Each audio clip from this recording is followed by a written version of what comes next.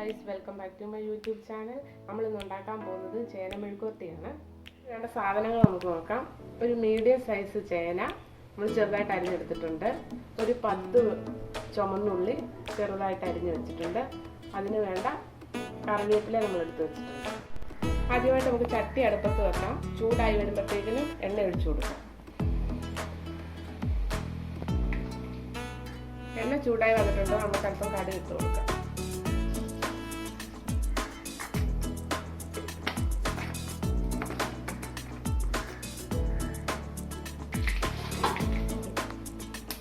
കടുക് പൊട്ടി വന്നിട്ടുണ്ട്. നമുക്ക് തീ ഒന്ന് കുറച്ച് വെച്ചിട്ട് ഉള്ളി ചേർത്ത് കൊടുക്കാം.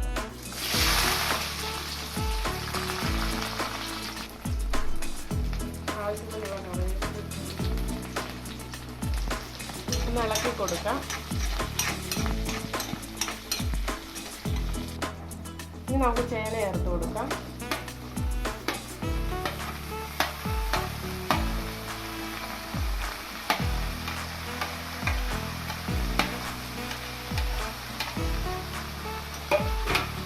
ഇളക്കി കൊടുക്കാം.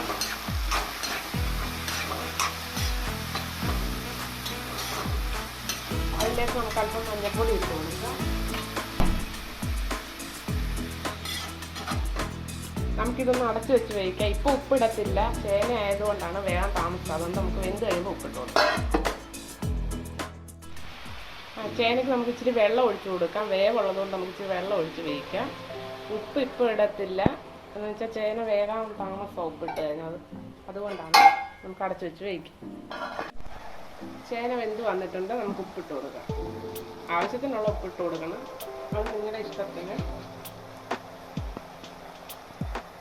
ഇളക്കി കൊടുക്കാം. വെള്ളം നന്നായിട്ടൊന്ന് പറ്റി വരട്ടെ.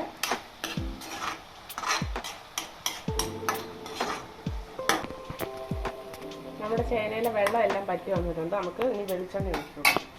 ആദ്യം വെളിച്ചെണ്ണ ഒഴിച്ച് കടുക് പൊട്ടിച്ചതാ, എന്നാലും ചൂടെ ഒഴിച്ചു കൊടുക്കാം.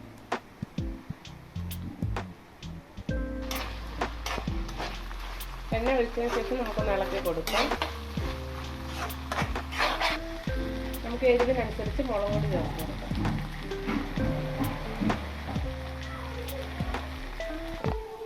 നമുക്കിനി കറിവേപ്പില ഇട്ട് ഇളക്കി മെഴുക്കുവരട്ടി നടത്താം.